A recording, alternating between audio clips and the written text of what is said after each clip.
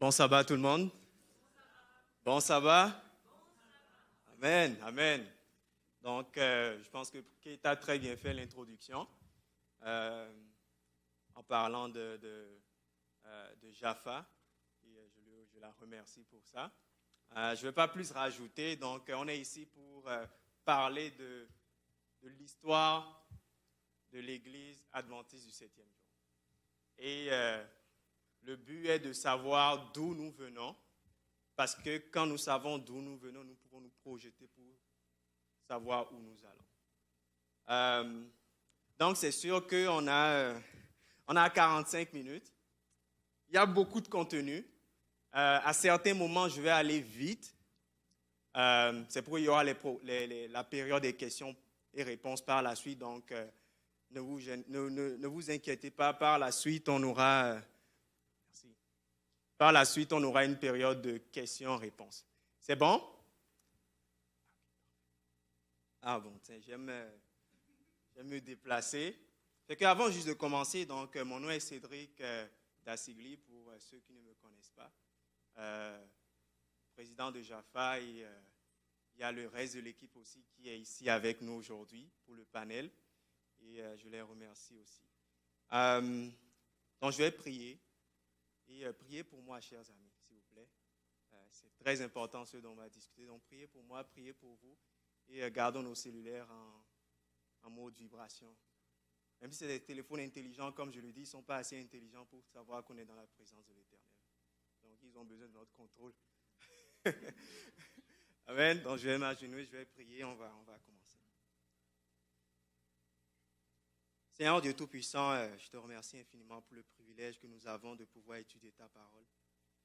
Quel sujet important, Seigneur, car beaucoup d'entre nous sont rentrés, Seigneur, dans ton mouvement sans connaître vraiment où tu as tiré, Seigneur, cette Église.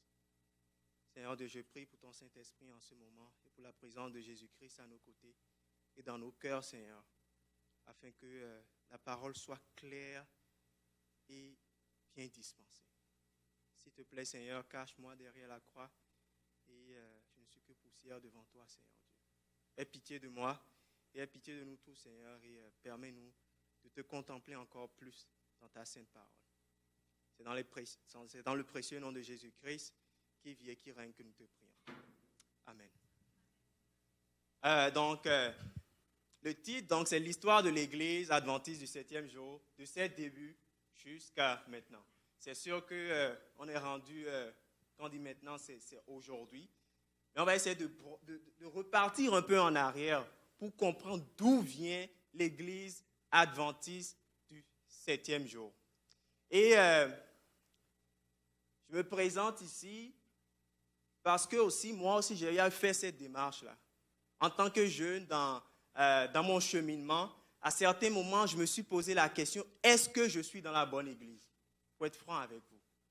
Je me suis dit, est-ce que ce n'est pas, comme mes parents m'ont dit à plusieurs reprises, ou bien les membres de ma famille, est-ce que ce n'est pas une secte dans laquelle tu t'embarques et qu'après quelques temps, tu vas revenir au bercail?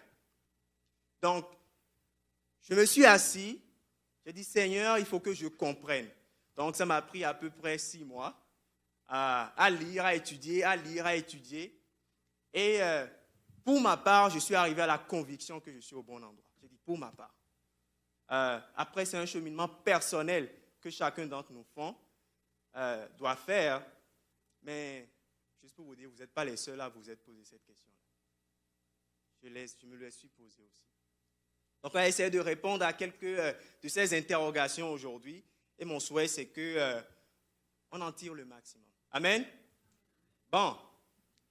Ça, c'est une image que beaucoup d'entre nous connaissent, Jésus-Christ, bien sûr, dans le sanctuaire. Allons dans Deutéronome 1, verset 1. Donc, pourquoi l'histoire? Pourquoi est-elle si pertinente? Pourquoi ça revient? Deutéronome, chapitre 1 et le verset 1. Quand vous êtes là, dites Amen. On va aller vite. On a du contenu. Deutéronome, chapitre 1, verset 1. Donc, on lit dans le livre de Deutéronome, chapitre 1, verset 1, « Voici les paroles que Moïse adressa à tout Israël de l'autre côté du Jourdain, vis-à-vis de Sud, du Jourdain, dans le désert et dans la plaine, vis-à-vis de Suf, entre Paran, Topel, Laban, Astéroth et Dizahab. » Pourquoi je mentionne cela? C'est parce que ici, c'est un contexte bien particulier. Le peuple d'Israël est prêt à traverser le Jourdain pour rentrer dans la Canaan céleste, pour rentrer dans la Canaan terrestre. Et au bord de ce fleuve, Moïse, dans le livre de Deutéronome, leur rappelle comment Dieu les a guidés par le passé. Il leur rappelle comment Dieu était avec eux dans le désert, dans la rentrée du désert. Et Moïse rappelle au peuple, rappelez-vous comment Dieu a été avec vous. Et justement, je trouve que c'est important parce que le peuple d'Israël était sur le point de faire quoi? Un pas important, celui de rentrer dans la Canaan. Donc nous ici, nous sommes rendus à un point où nous sommes au bord, si on peut dire, de ce Jourdain-là aussi. Nous devons rentrer dans la Canaan céleste qui est de rejoindre notre Seigneur Jésus-Christ. Donc combien plus il est important de savoir comment Dieu nous a guidés par le passé.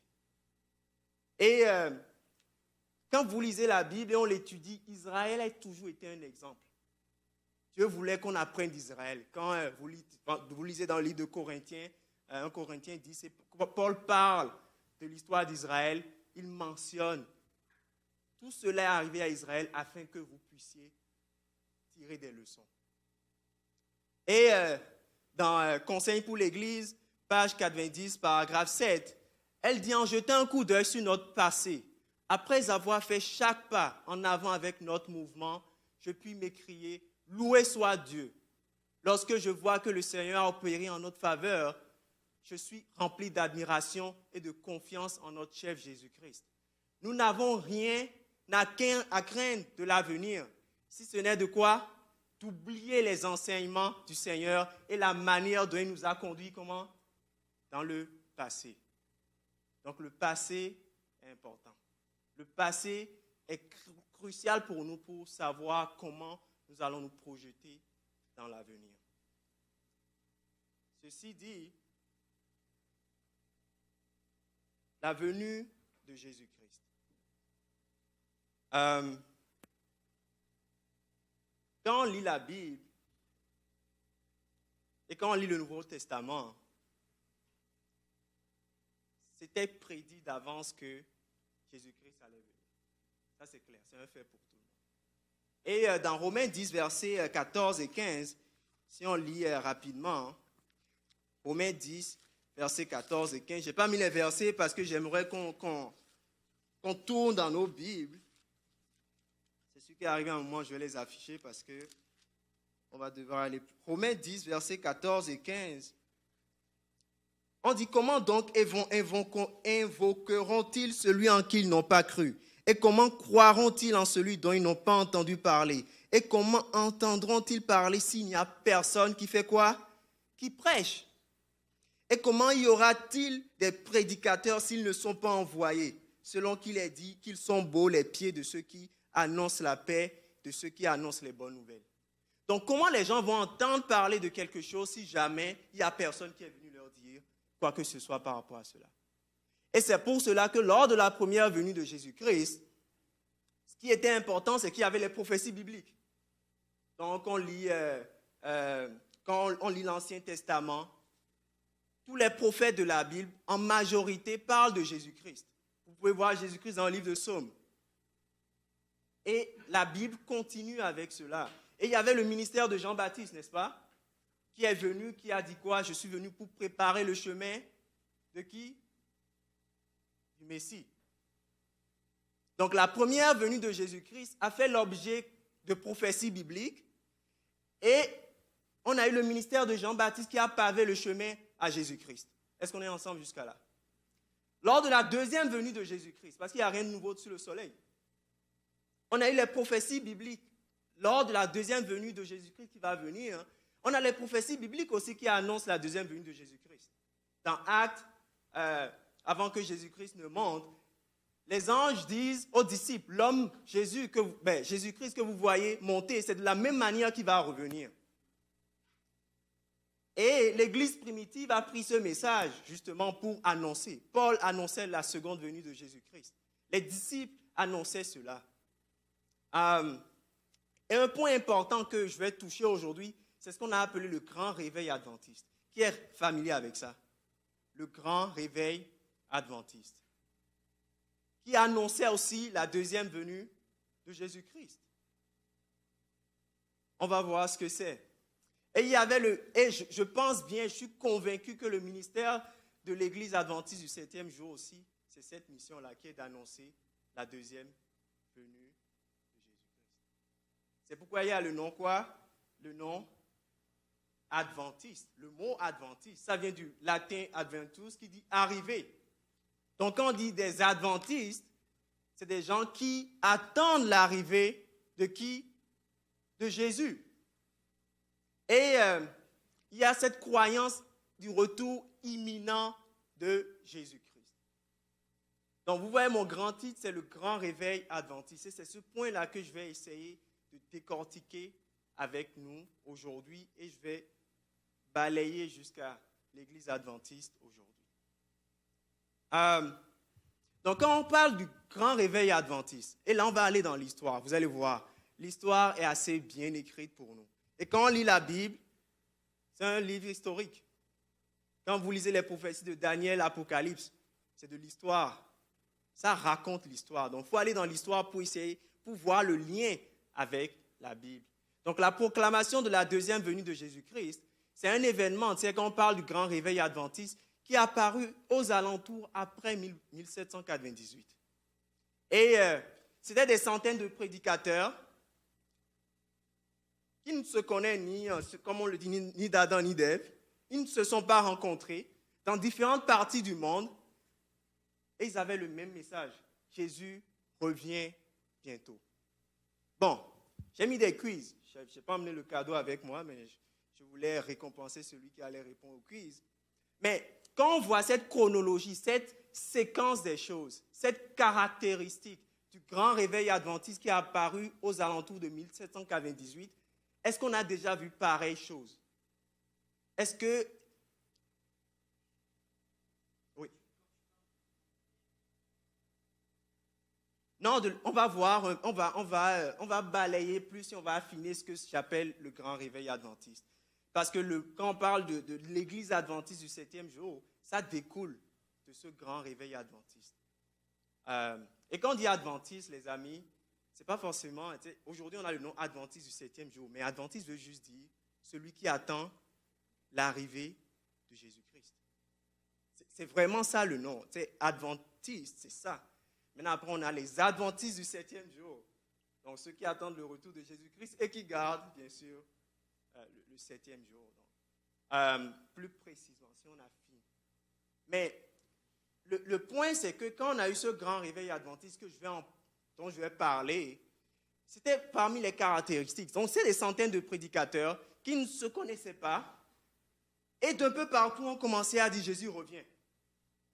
Un peu partout dans le monde. Et ils avaient le même message.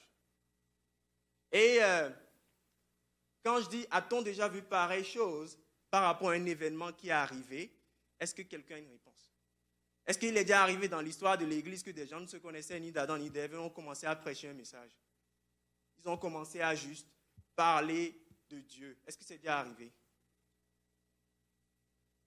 Non? Les réformateurs. Quand vous étudiez l'histoire de la réforme, la personne qui se trouvait en France, elle n'avait pas forcément une connaissance de celle qui se trouvait en Angleterre. Mais il y avait l'œuvre de la réforme que Dieu poussait, justement parce qu'il fallait ramener la vérité à l'œuvre du jour. Donc,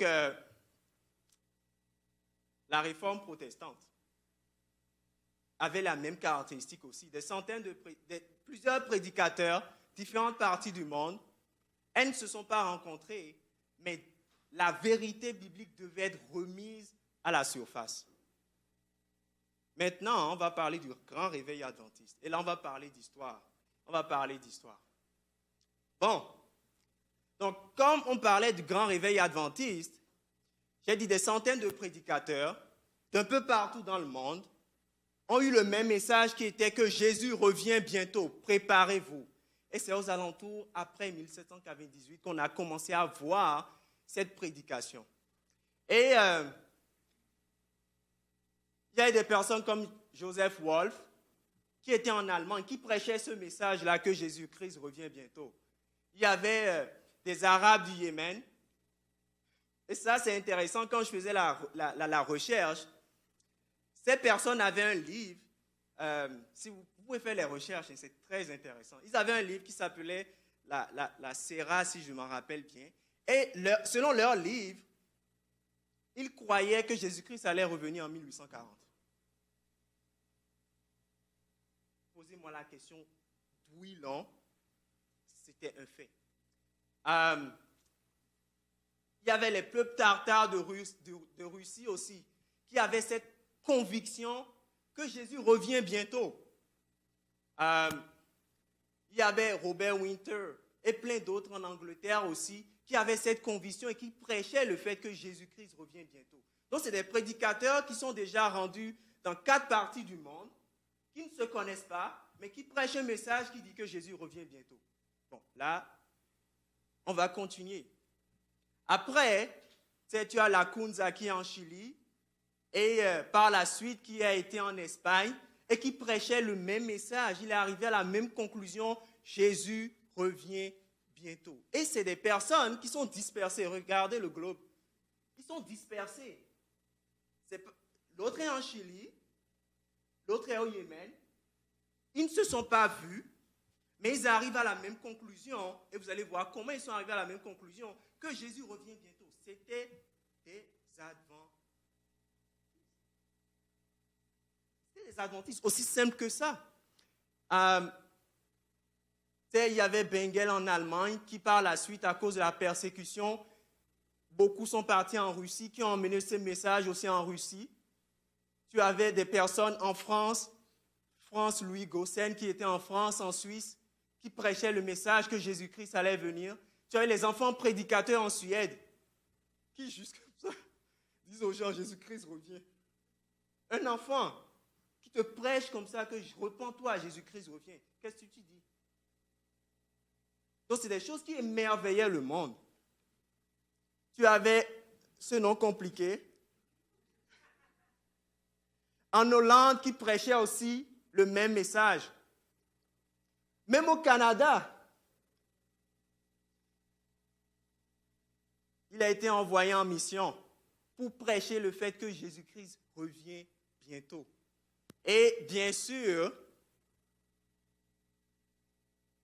un nom que nous avons beaucoup entendu dans l'Église, William Miller, Joshua Himes et plein d'autres. William Miller dit qu'il y avait des centaines qui disaient que Jésus-Christ revient bientôt. Donc, c'est ça le grand réveil adventiste. Et c'est de l'histoire. C'est de l'histoire. Allez sur Wikipédia, simple, vous allez voir. Il y a des sources qui le montrent. Donc, un peu après 1798, on a eu plein de monde rempli sur le globe qui se disait « Jésus revient bientôt, préparez-vous ». Et beaucoup d'entre eux, ce n'est pas une coïncidence, arrivaient à la même conclusion que Jésus-Christ arrivait en 1844. 1840-1844. Et on se pose la question, comment est-ce possible? Des gens qui ne se connaissent ni d'Adam ni d'Ève, répartis sur le globe, et on ne parle pas de l'Afrique, mais quand on lit, il y a eu beaucoup de publications qui sont venues même en Afrique pour parler du fait que Jésus revient dans les années 1840. Et devant ça, on se pose la question, mais comment est-ce possible? Et vous allez voir que la seule manière de pouvoir l'expliquer, c'est parce que Dieu était derrière cela.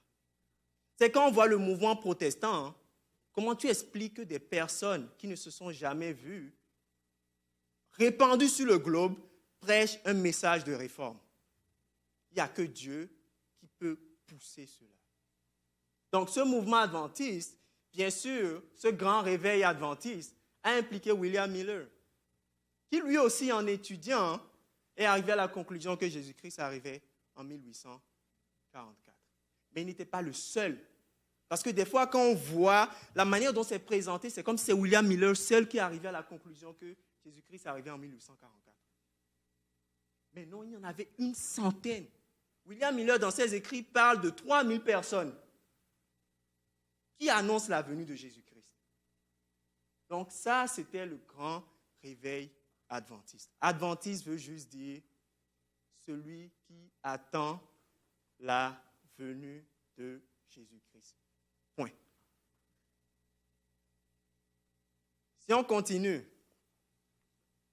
donc le point commun entre les différents adventistes, parce que je peux utiliser le nom les différents adventistes, ils attendaient la venue de Jésus-Christ. Ils situaient la deuxième venue de Jésus-Christ vers 1840. Tu sais, les gens qui sont au Yémen, là, excusez-moi, ils sont perdus un peu là. Mais ils avaient un livre qui leur disait que Jésus-Christ allait venir vers 1840.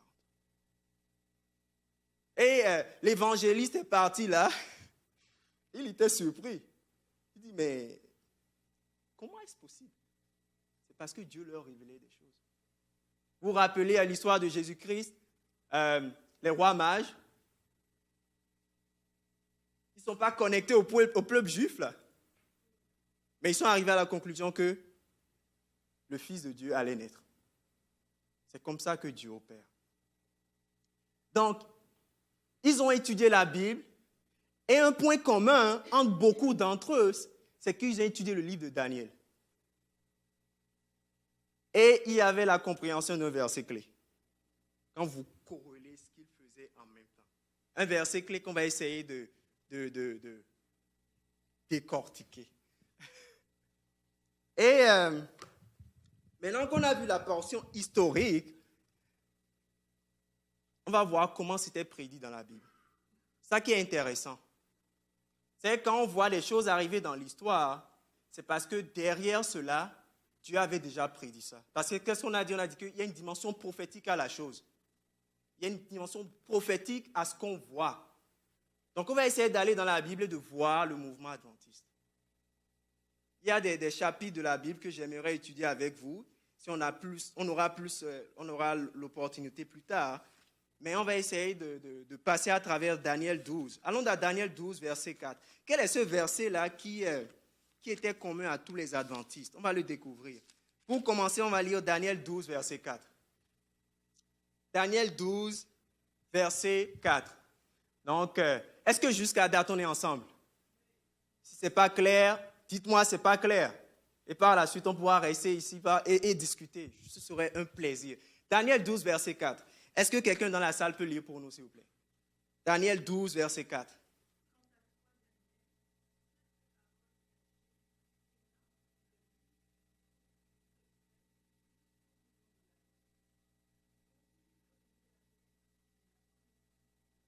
OK. Bon. Dans Daniel 12, verset 4, on dit, toi, Daniel, tiens quoi? Tiens secret ces paroles et scelle le livre jusqu'au quoi? Au temps de la fin. Plusieurs alors le liront et la connaissance fera quoi? Augmentera. Dans toujours le chapitre 12, verset 9, il répondit, va Daniel, car ces paroles sont tenues secrètes et scellées jusqu'au temps de la fin. Quiz. Est-ce que c'est tout le livre de Daniel? C'est quand il parle de paroles secrètes, le livre jusqu'au temps de la fin. Il parle de quoi? Qui veut essayer? Qui a répondu? Les 2003 en soir et matin. Comment tu es arrivé à cette conclusion?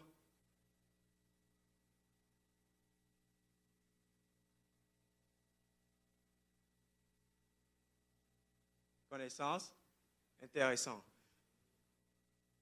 On va essayer de voir.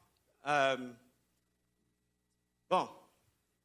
Donc, dans Daniel 12, ça dit, toi, Daniel, tiens quoi? Secrète ces paroles et scelle le livre jusqu'au temps de la fin. Plusieurs alors le liront et la connaissance fera quoi? Augmentera.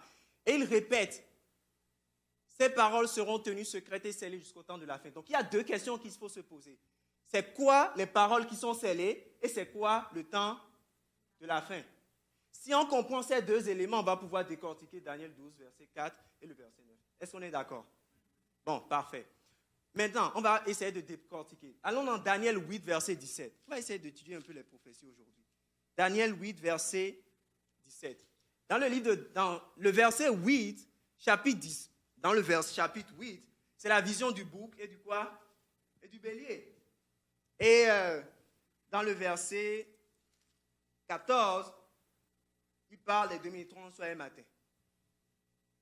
Dans Daniel 8, verset 17, ça dit quoi? Ça dit, là je passe à travers très rapidement. Il dit, il vint alors près du lieu où j'étais. Ça c'est Daniel qui parle. Et à son approche, je fus effrayé, je tombais sur ma face. Il me dit, sois attentif, fils de l'homme, car la vision concerne un temps qui sera la fin. Dans la version d'Arby, ça dit, et il vient près du lieu où j'étais, et quand il vint, je fus effrayé, je tombais sur ma face, et il me dit, comprends, fils de l'homme, car la vision est pour quand? Le temps de la fin. Est-ce qu'on peut faire un lien avec Daniel 12, verset 9? Les paroles sont scellées jusqu'à quand? Jusqu'au temps de la fin. Donc il y a des paroles qui sont scellées, une vision qui est scellée jusqu'au temps de la quoi? De la fin. Maintenant, à quelle vision il fait référence? À quelle vision il fait référence quand il dit la vision est pour le temps de la fin? Donc j'ai essayé de marcher avec vous à travers le livre de Daniel. Il y a des paroles qui sont tenues secrètes. Il parle de vision qui est tenue secrète. Dans Daniel chapitre 8, j'ai essayé de décortiquer ça. Du verset 1 au verset 8, il parle du bouc et du bélier. Du verset 9 au verset 13, il parle d'une petite corne. Au verset 14, il parle des 2030 soir et matin.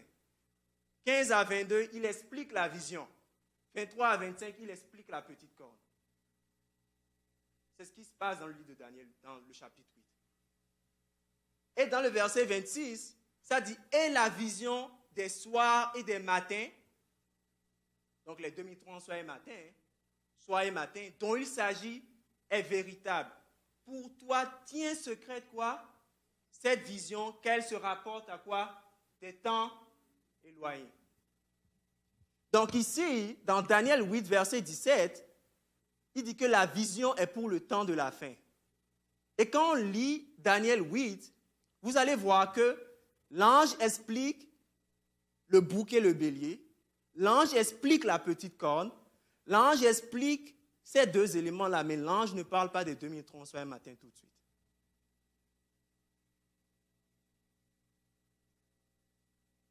Il en parle un peu plus tard, mais ça peut faire l'objet d'une autre étude.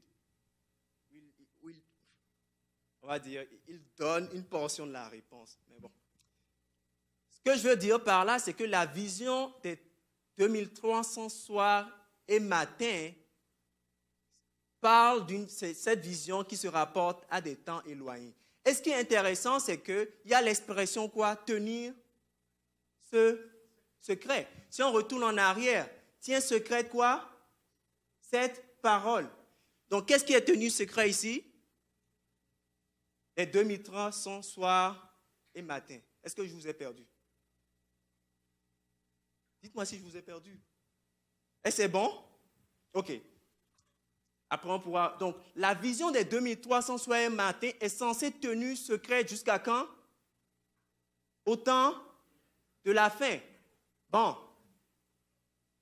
À quoi faire référence le temps de la fin? On a essayé de comprendre, on a compris ce que c'est que la vision qui devait être tenue secrète. C'est les 2300 soirs et matins.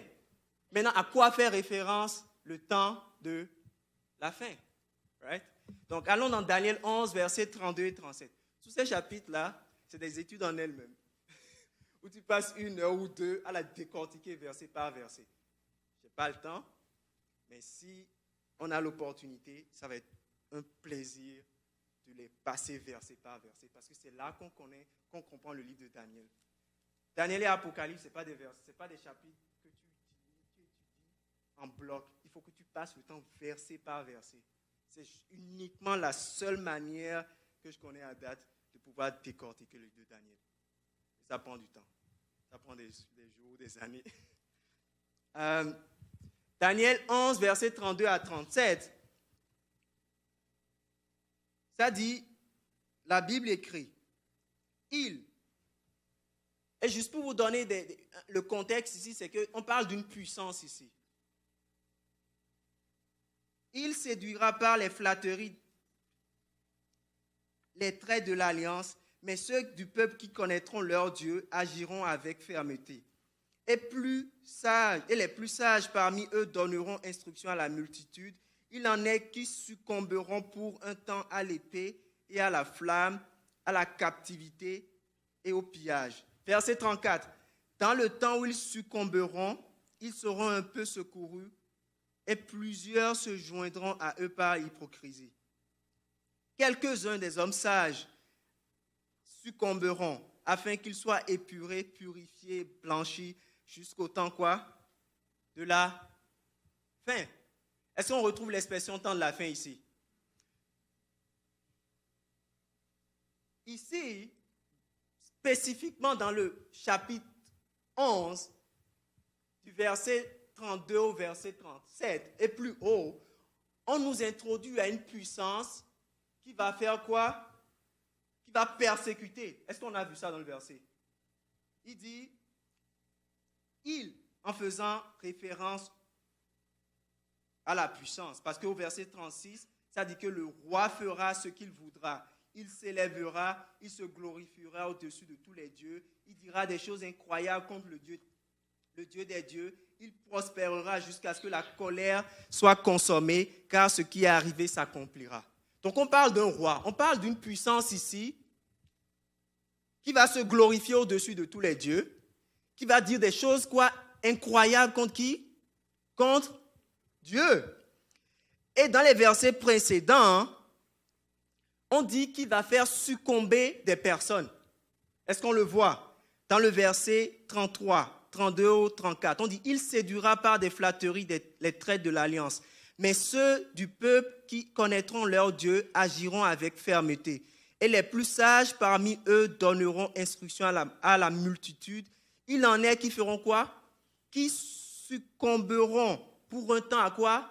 L'épée, à la flamme, à la captivité au quoi? Et au pillage. Donc ces personnes ici, qu'on qualifie qui connaissent Dieu et qui agissent avec fermeté, seront persécutées. Est-ce qu'on le voit dans le verset? Est-ce qu'on l'a vu? Parce qu'on a dit qu'ils tomberont par l'épée, à la flamme et à la captivité. Ça, là, c'est la persécution. Bon, question simple. Quiz, la réponse est là.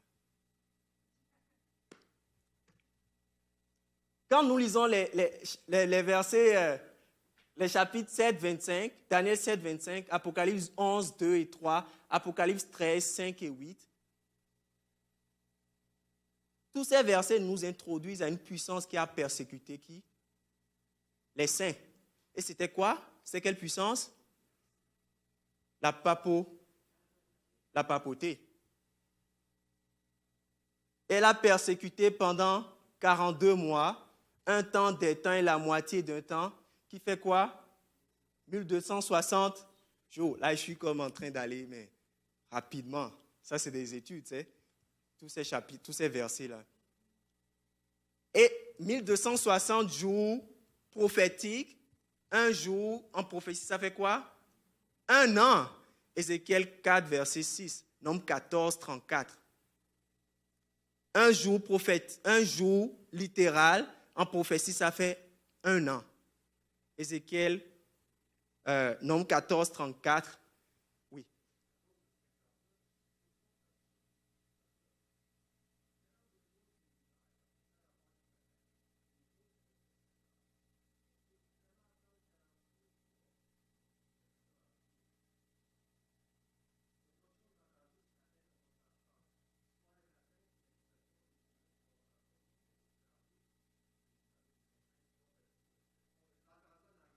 Bonne question.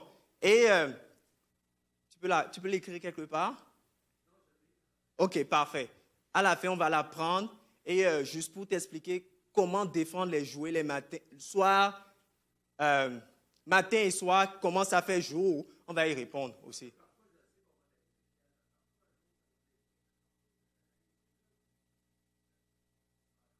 Exact. Bon, on va répondre à cette question-là. Il n'y a pas de souci. Garde-la, s'il te plaît. C'est très important. Euh, donc, historiquement, c'est quand on analyse comment l'Église, la papauté a persécuté les saints, historiquement encore, on voit qu'elle a persécuté les saints de 538 à quoi? À 1798. Mais tu peux le trouver dans un livre d'histoire, oui. Si on ne les trouve pas dans un livre d'histoire, on a un problème.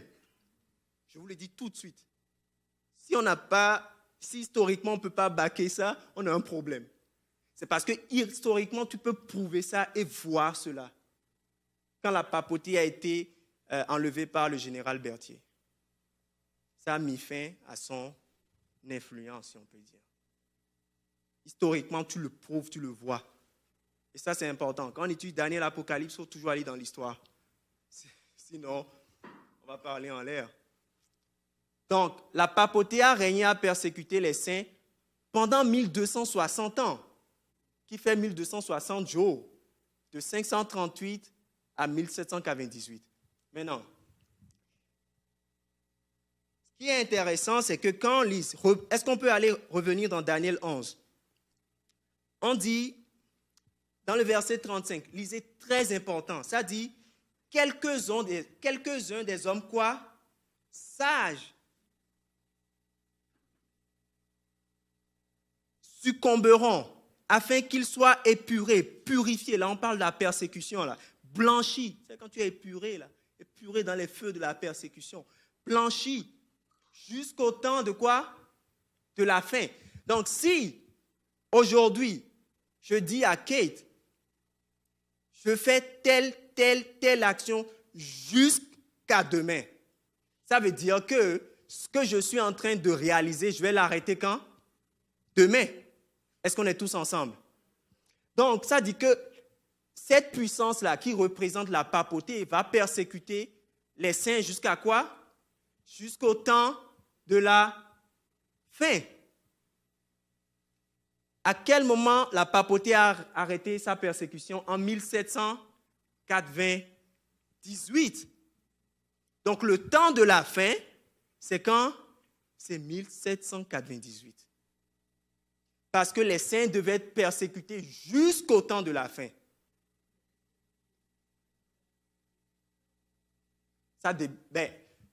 Jusqu'au temps de la fin, le temps de la fin, c'est 1798.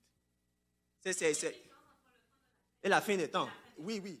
Et je pense, des fois, le temps de la fin, c'est jusqu'à demain. Demain, c'est une jour. Oui, on est dans la fin des temps. Non, le temps de la fin, c'était en 1798. Et des fois, des fois, c'était difficile pour moi de comprendre c'est quoi le temps de la fin. Mais les saints devaient être persécutés jusqu'au temps de la fin. Et la persécution des saints a pris fin en 1798, quand la papauté, on lui a retiré toute son influence. Donc, si on récapitule tout ça, la prophétie des 2301 matins allait être comprise à partir de 1798. Parce que, regardez ici, on dit, tiens secrètes ces paroles et scelle-les jusqu'au temps de la fin. C'était quoi les paroles qui devaient être tenues secrètes?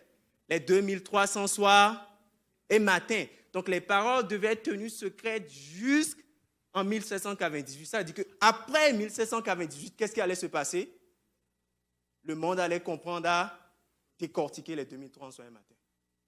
Et regardez ce qui se passe en 2000. À partir de là.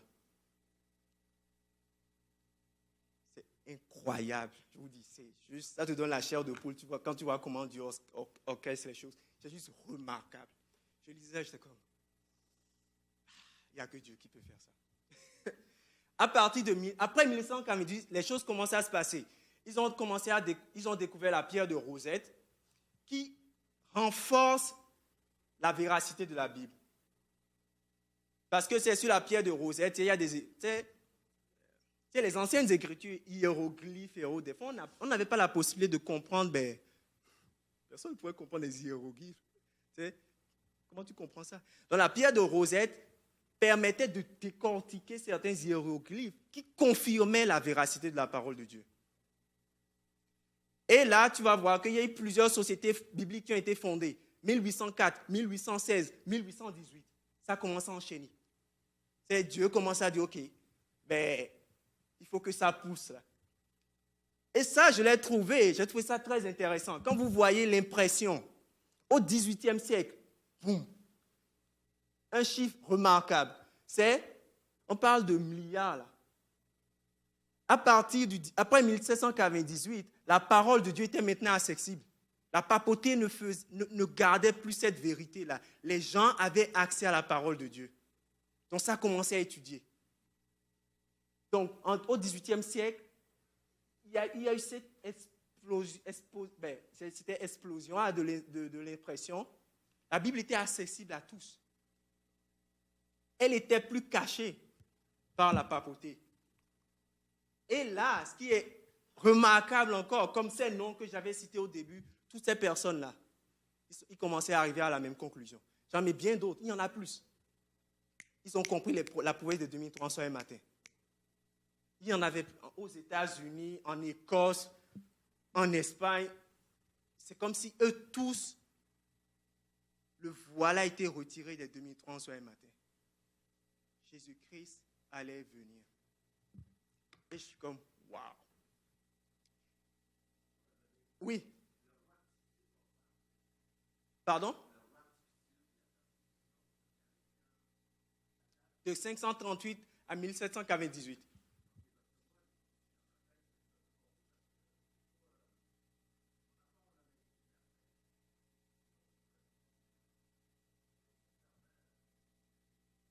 Oui. Oui, c'est sûr que à la fin, la persécution va revenir. Ça, il ne faut pas l'oublier. Oui, ça va revenir à la fin. Mais on parle de la grande persécution de l'Église catholique romaine, de la papauté. Elle s'est vraiment produite entre 538 et 1798. Tu as des questions, écris-les, mon frère. On va y revenir, par la grâce de Dieu. Donc, après 1798, toutes ces personnes-là et plein d'autres ont compris la prophétie de 2300 un matin. Ils ont commencé à dire, Jésus-Christ va revenir. Et c'était leur message. Et ce pourquoi on challenge, ou bien parce que j'ai eu à discuter avec des frères d'autres dénominations, ils disent, mais comment votre mouvement a pu se tromper sur la deuxième venue de Jésus-Christ? J'ai dit, tous ceux-là, ils ne sont pas adventistes du 7e jour. C'était des adventistes. Et il y a eu la grande déception que tout le monde connaît. Oui, c'est une continuité. Le grand réveil a suscité des adventistes d'un peu partout dans le monde. Adventistes, c'est simplement des personnes qui attendent la venue de Jésus-Christ. Et là, c'est intéressant parce que William Miller, ça a donné la branche du millérite. Ils s'appelaient les millérites. Mais ça ne veut pas dire, c'est les Lacunza et autres, ils prêchaient la seconde venue de Jésus-Christ. William Miller a donné une branche. Le groupe de personnes qui étaient sous la prédication de William Miller, c'était des millérites. Mais c'était des adventistes pareils.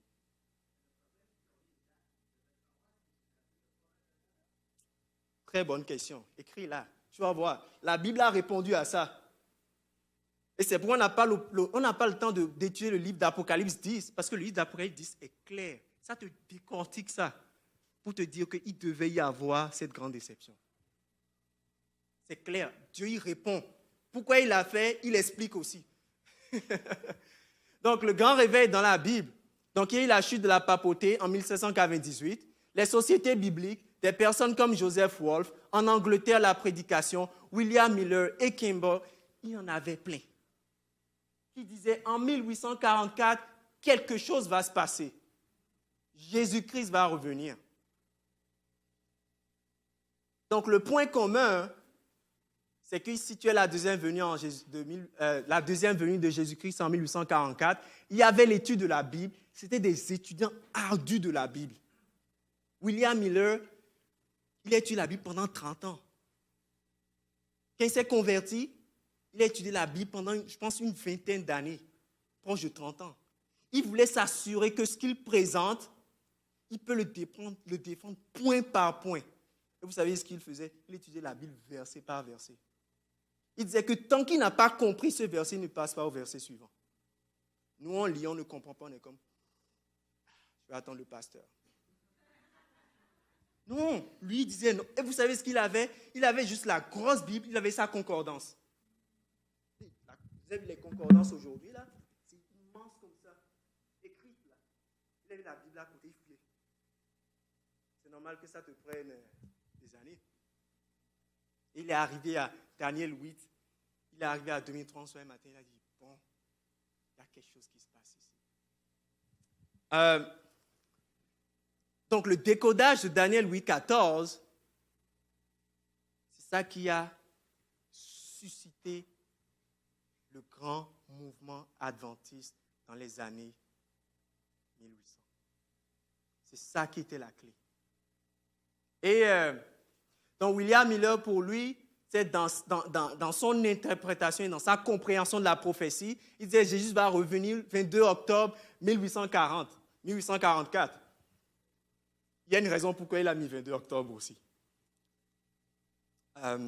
Et parmi les millérites, si on peut parler de millérites, c'est là que tu avais des personnes comme Hiram Edson, Ellen White, James White, Joseph Bates. C'est là qu'eux sont rentrés dans le décor.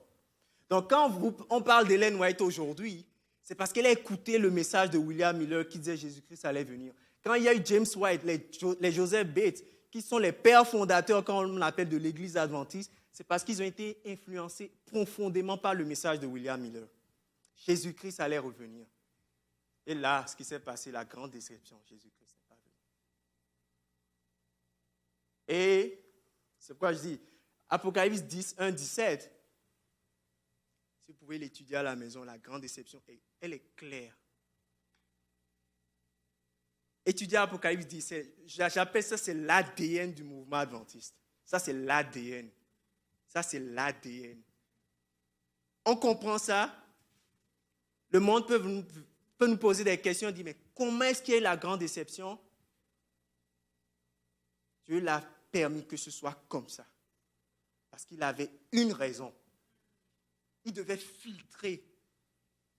J'ai lu une citation, une fois, il a dit, Sir White il disait que si Jésus-Christ était extraordinaire, tout le monde allait le suivre. S'il était où? C'est star d'Hollywood là, tout le monde allait le suivre. Mais la croix, it's a shame. La croix n'est pas belle. Donc, ça gêne. Oui.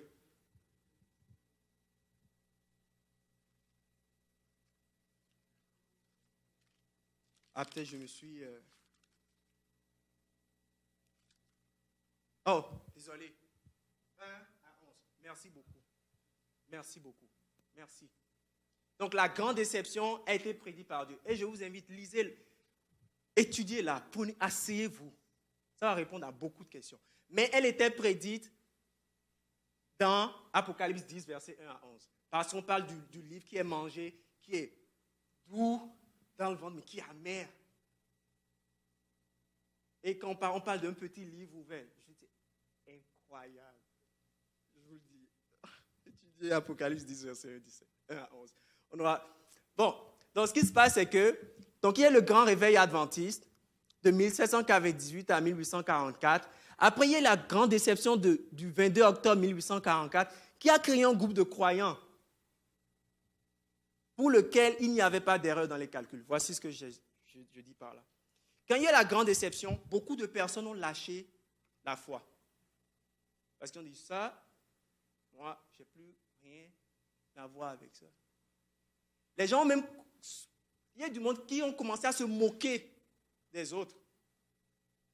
C'est là que tu vois la vraie face. Donc on est tous dans la masse comme ça. Jésus revient, tout le monde prêche la grande déception. Les visages changent. Dieu devait voir qui est qui. C'est quand on lit la parabole de l'ivraie et du bon grain. Qu'est-ce qui s'est passé? À la fin, on arrive à discerner l'ivraie, le grand et le bon grain. Au début, là, tu ne fais pas la différence. Ça pousse comme ça. Là. Mais quand ça pousse, c'est clair. Tu ne peux pas te tromper. Et Dieu devait permettre que le temps fasse ces choses. Et l'expérience là, a fait ces choses. Donc après cela, il y a un groupe de croyants qui ont dit, vous savez quoi? La prophétie, il n'y a pas d'erreur dans les calculs. Et quand ce groupe de croyants se sont mis ensemble et ils ont découvert d'autres vérités qui expliquaient la grande déception, c'est là que vous avez eu. Il y a eu d'autres vérités avec le sabbat. Parce que quand les Ellen White, les Joseph Bates, par la suite sont passés à travers la grande déception, ils ne gardaient pas encore le sabbat. C'est un moment que Joseph Bates, il a été convaincu de la vérité du sabbat. Et après, Ellen White a embarqué. Et là, il y avait l'église adventiste. Si on peut parler de adventiste du 7e jour. Parce qu'après, c'est devenu une organisation. Vous comprenez? Ça a pris le titre Église. C'est une vraie course de relais.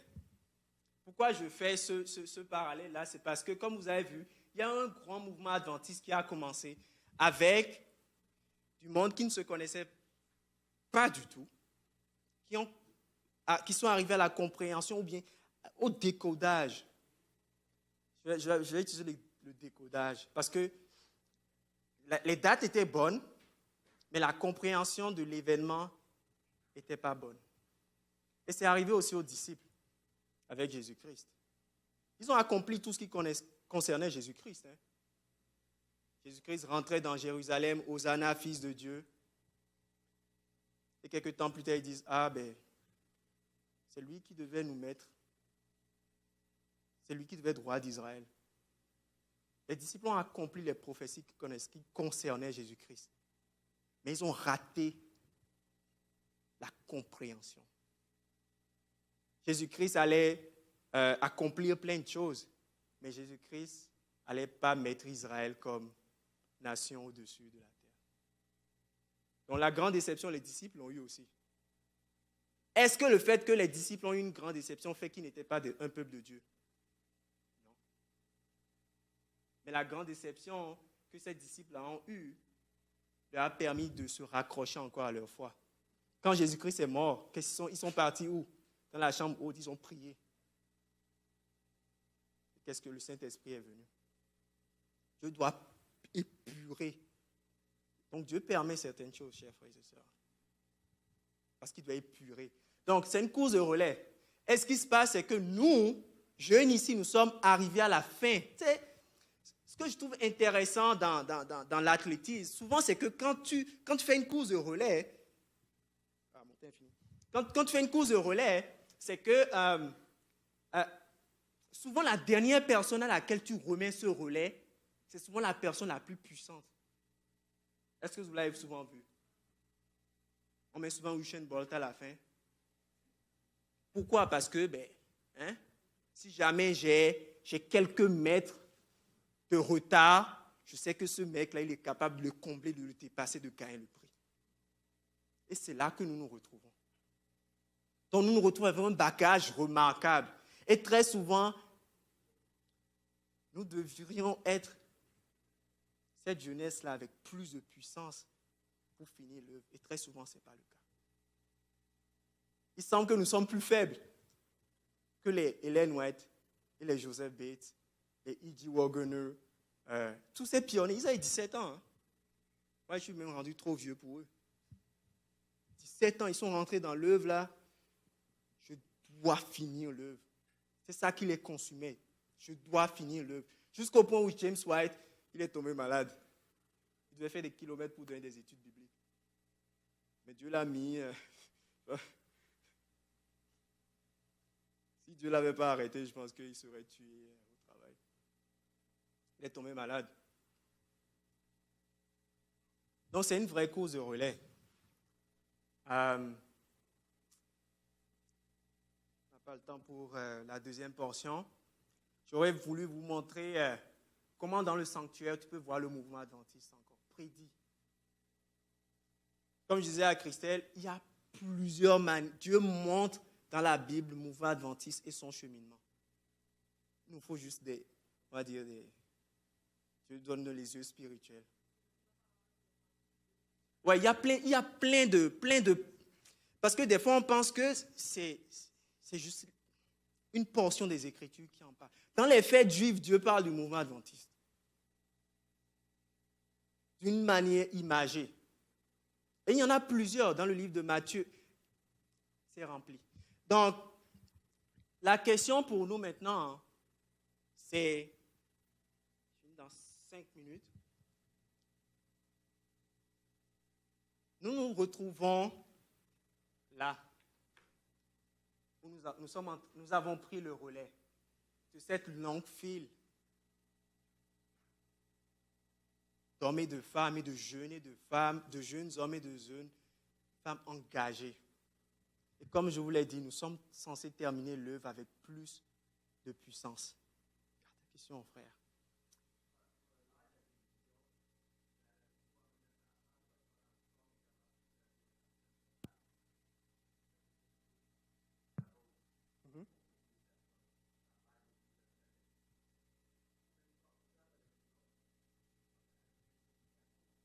Mais c'est sûr que quand on voit l'accomplissement de la grande commission qui était prêcher l'Évangile, toutes ces choses qui arrivent par la suite, il faut prêcher l'Évangile, Jésus doit revenir. Mais le point, c'est que quand on filtre du grand mouvement adventiste à l'Église adventiste, on a beaucoup, on va dire, la tâche elle est grande. Et Dieu a mis tout à notre nécessaire pour finir le message avec puissance. Si ce n'était pas le cas, mais pourquoi nous sommes ici? Donc, en tant que jeunes, nous avons un défi à relever. Est-ce que nous allons marcher dans la même trace que ces grands réformateurs, ces jeunes qui étaient dans le mouvement, ou allons-nous continuer comme on dit en anglais, each day as usual? Casual, en anglais. Parce que la Bible dit qu'à celui qu'on a donné beaucoup, on demande quoi? On demande quoi? Beaucoup. Est-ce que vous savez que nous avons beaucoup? On a beaucoup. On n'a pas d'excuses. Et pour finir, et là c'est le dernier, allons dans Jean. Et vous allez voir. Est-ce que Jean prêchait la première venue de Jésus-Christ? Est-ce qu'il a prêché? Oui. Il a prêché, il a préparé le chemin même. Dans le désert, une voix qui crie dans le désert. Donc Jean est comme un type des adventistes, n'est-ce pas? Parce que nous aussi, qu'est-ce que nous faisons?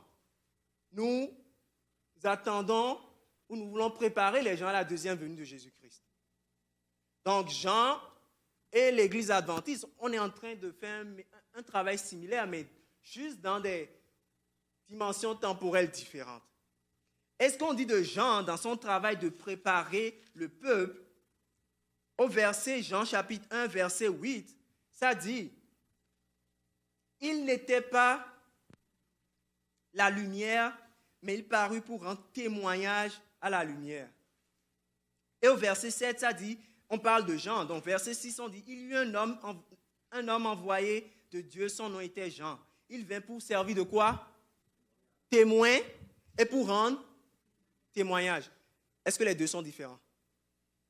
Oui. Il a été quoi? Il a été témoin et là, il rend témoignage. Le seul moyen de rendre un témoignage, c'est parce qu'il faut que tu sois témoin. La cour est ici. Mais voilà le point. C'est quand on parle je parle du juge, mais c'est quand on parle de témoignage, c'est parce que c'est une dimension de cour, de jugement, habituellement. C'est quoi le témoignage? Mais ici, Jean, il fallait qu'il soit témoin pour rendre quoi? Témoignage. Et il a été témoin parce qu'il a vu Jésus-Christ. Il a dit, voici l'agneau de Dieu qui ôte quoi? Le péché du monde. Nous, aujourd'hui, nous ne voyons pas Jésus-Christ physiquement comme Jean l'a vu. Mais Jésus-Christ nous dit que la Bible rend quoi? Témoignage de lui. Donc, si nous voulons être témoins de Jésus-Christ, nous devons sonder les Écritures. Quand tu es témoin de quelqu'un, c'est que tu vois la personne, n'est-ce pas? Tu la vois en action. Tu la vois dans... Et la Bible nous parle de Jésus-Christ en action. La Bible, c'est le meilleur témoin de Jésus. Parle de Jésus-Christ. Et là, nous pouvons porter quoi? Un témoignage. Par notre vie, par notre parole. Parce que Paul nous dit que nous sommes quoi? Dans 2 Corinthiens 3:3, nous sommes une lettre écrite par Jésus-Christ envoyée. Donc, j'ai essayé mon maximum par la grâce de Dieu tu sais, quand tu passes des fruits dans un juicer, là, c'est ce que j'ai essayé de faire par la grâce de Dieu. Est-ce que ça a été clair? S'il y a des points d'ombre, on est ici, on va répondre pendant les 45 prochaines minutes. Et peut-être qu'il y aura des questions qu'on n'a pas répondu. On n'a pas la science infuse, mais au mieux que Dieu nous permet, on va y répondre. Amen. Alors, je remercie déjà Cédric pour son apport. Donc, est-ce que vous êtes d'accord qu'on ait une deuxième partie par rapport à l'histoire de l'adventisme? Oui, parce qu'il y a beaucoup de choses, mais en 1 heure, on ne peut pas tout dire. Donc, on va passer à une période de questions. Benjamin, on va passer à une période de questions. Je sais qu'on devait m'envoyer des questions pendant la semaine. On en a reçu quelques-unes. Est-ce qu'elles sont affichées? Non, on les a seulement sur papier. Donc, on va essayer de répondre à des questions qu'on a reçues durant la semaine sur l'Église adventiste.